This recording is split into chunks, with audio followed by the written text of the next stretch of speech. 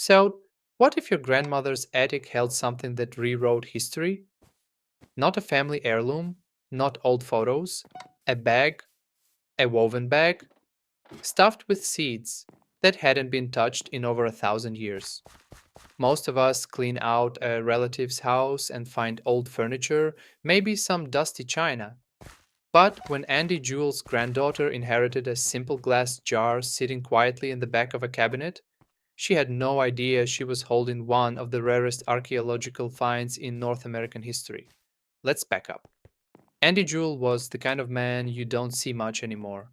A railroad surveyor, a farmer, a guy who spent his whole life outdoors, walking land that most people drive past without a second thought.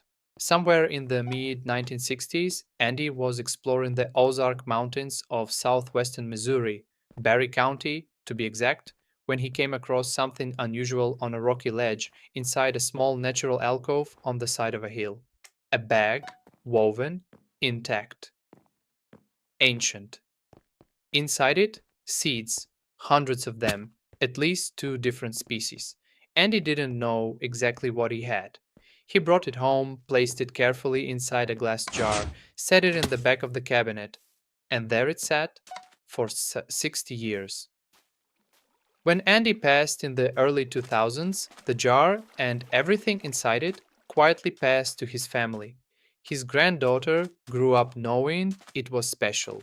She even brought it to school for a second grade history show and tell. But the full truth of what that little woven bag actually was, that would take decades more to uncover.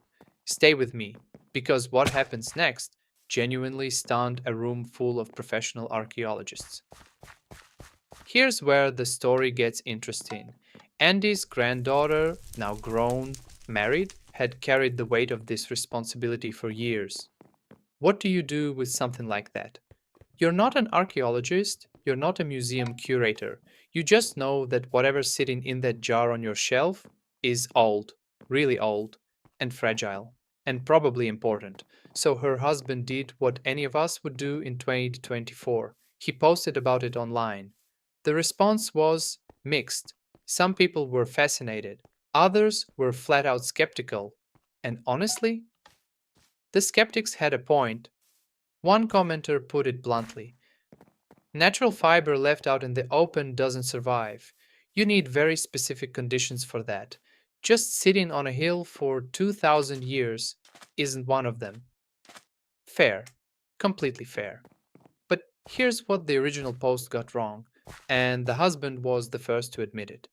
He'd been misinformed about the details. The bag wasn't just lying on top of a hill, exposed to the elements for centuries.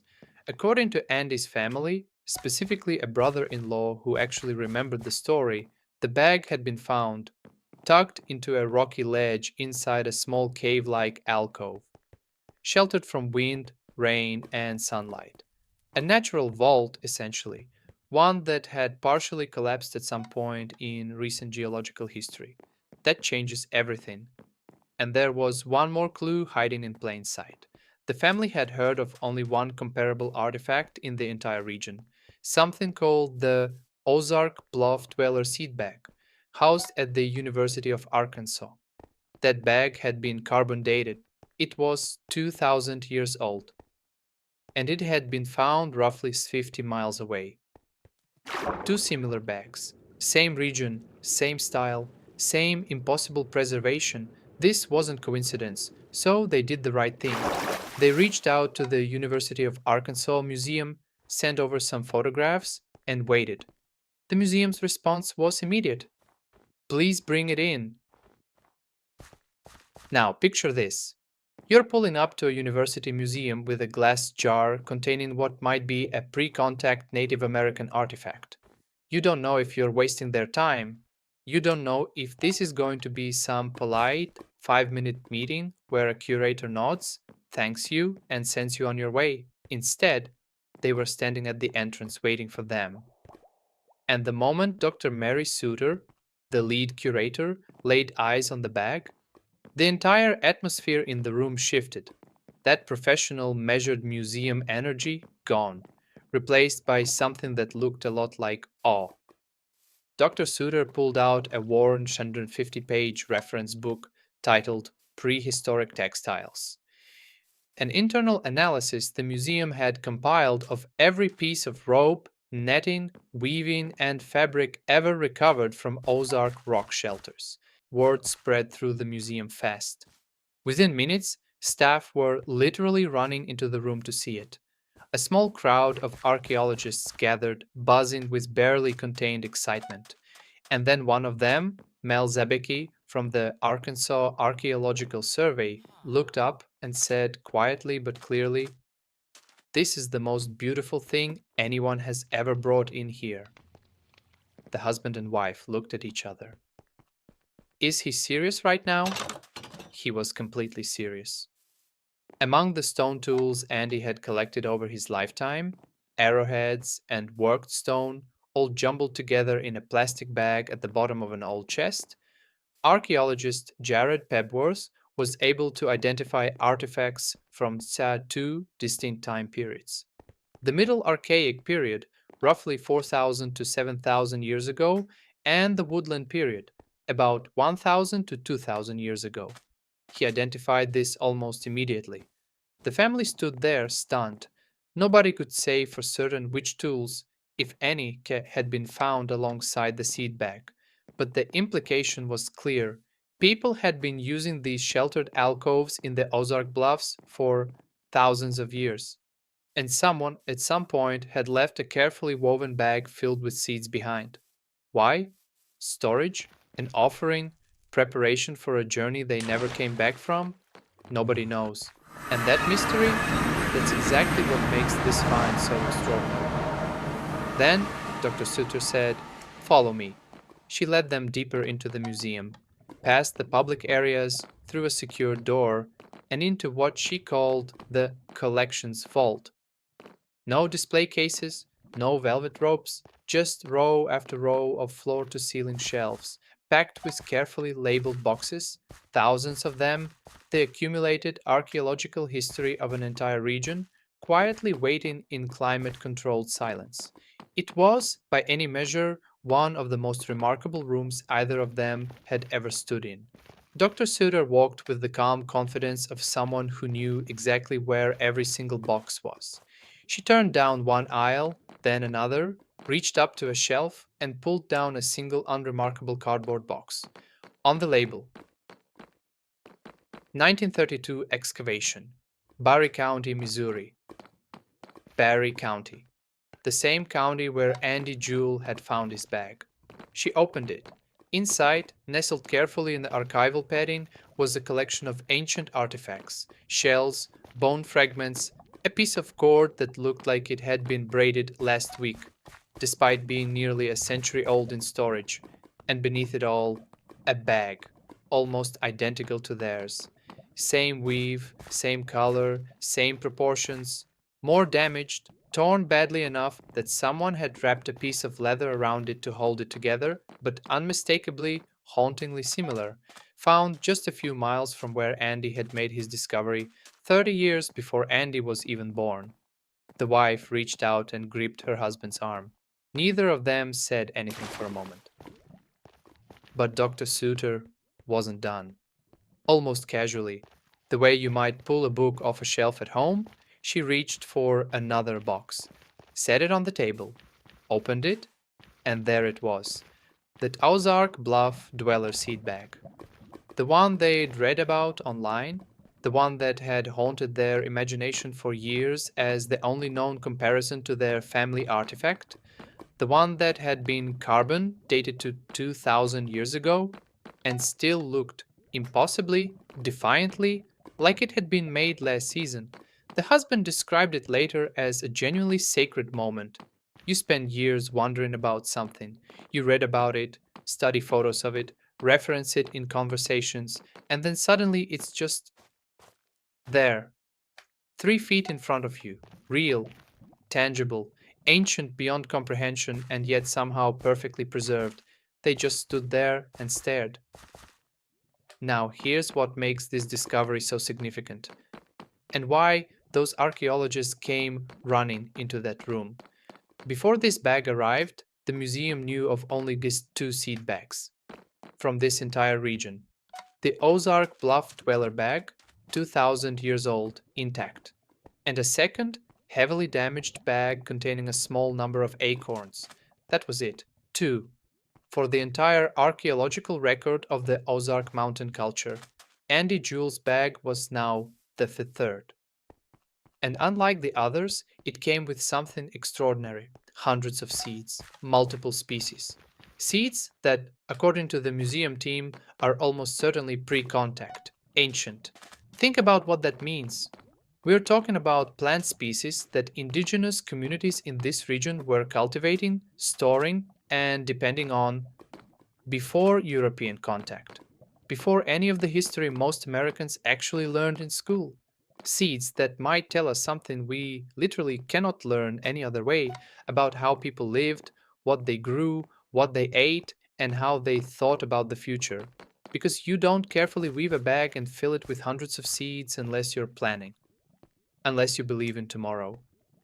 Carbon dating will take time. Because this is a Native American artifact, the process requires formal collaboration between the museum and the Osage Nation, the tribe with cultural and legal ties to this region and its history. Then a physical sample has to be sent to another university for analysis. Weeks, possibly months, but the preliminary assessment from the team at the University of Arkansas was already striking. Based on the style of construction, the rock shelter context, and comparison with the dated artifacts already in their collection, this bag is, at minimum, 500 years old, almost certainly much older, and somewhere in a rock shelter in the Ozark Mountains of Missouri, it waited. Through centuries of winters and summers, of wars and migrations, of entire civilizations rising and falling, it waited. Until a railroad surveyor named Andy Jewell climbed the right hill on the right afternoon in the mid 1960s and found it on a ledge. So, what do you do with something like that? If you're Andy Jewell's family, you do the right thing. Without hesitation, without debate, they donated the bag. Not to a private collector, not to the highest bidder. They formally transferred it to the Osage Nation, administered through the University of Arkansas Museum. The people best equipped to care for it, study it, and honor the culture it came from. The museum told them they could come visit it anytime. We've worried for years about whether we could protect something this old, the husband wrote afterward. In the museum, it will always be properly cared for, properly studied, and treated with the respect it deserves. And then he added something that stopped a lot of people in their tracks. We believe that's what Andy would have wanted.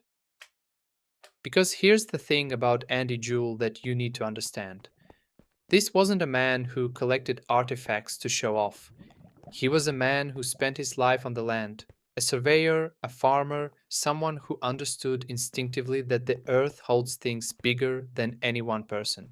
His granddaughter grew up learning from him respect for the land, responsibility for what you find on it, the understanding that some things don't belong to you just because you happen to stumble across them. He kept the bag safe for decades.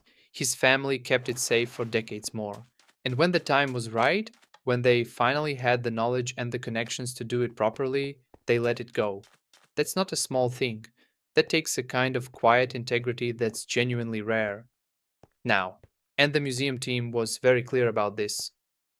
Please don't go digging up artifacts. Seriously, the Arkansas Archaeological Survey has asked people not to collect artifacts, even ones sitting on the surface, even on private land. And the reason isn't bureaucratic red tape, it's because context is everything. When Andy found those stone tools alongside the bag, they were mixed together, and now we can never know which ones were actually found near the bag and which ones weren't. That information is gone forever. And information like that, to an archaeologist, is worth more than the artifact itself. The museum team told stories that'll make your stomach drop. Artifacts showing up at flea markets, farmers plowing through ancient sites without realizing it, Kids burning things they found in caves because they didn't know what they were looking at. Every one of those is a story we'll never get to hear, a piece of history erased. These objects aren't just old things, they're the only evidence we have that of how real people, people with families, with plans, with hopes for the future, actually lived. Once they're gone, they're gone. No archive, no backup, gone. So, where does this story end? Honestly, it doesn't. Not yet. The carbon dating is still pending. The seed identification is ongoing. Somewhere in a laboratory, scientists are preparing to ask a 1,000-year-old bag to tell them its secrets. And when those results come back, we'll know more about the Ozark Mountain people than we've ever known before. More about what they grew, when they lived, how they survived. All because a man named Andy climbed a hill one afternoon. Because his family kept faith with a glass jar in the back of a cabinet for 60 years. Because his granddaughter married someone who thought to ask for help. And because a team of archaeologists at the University of Arkansas ran across a room to see something they'd never seen before. That's what history actually looks like. Not textbooks, not museum plaques. It looks like a woven bag sitting in a glass jar in someone's living room, waiting patiently for the right moment to change everything. If this story hit you the way it hit me, share it. Seriously, not for the algorithm, not for the numbers, because stories like this deserve to be heard, because Andy Jewell deserves to be remembered, because somewhere out there, someone else might have a glass jar sitting in the back of a cabinet, and now they'll know what to do with it. Subscribe if you want more stories like this one, the kind that remind you that history isn't over, it's just waiting to be found. And we'll see you in the next one.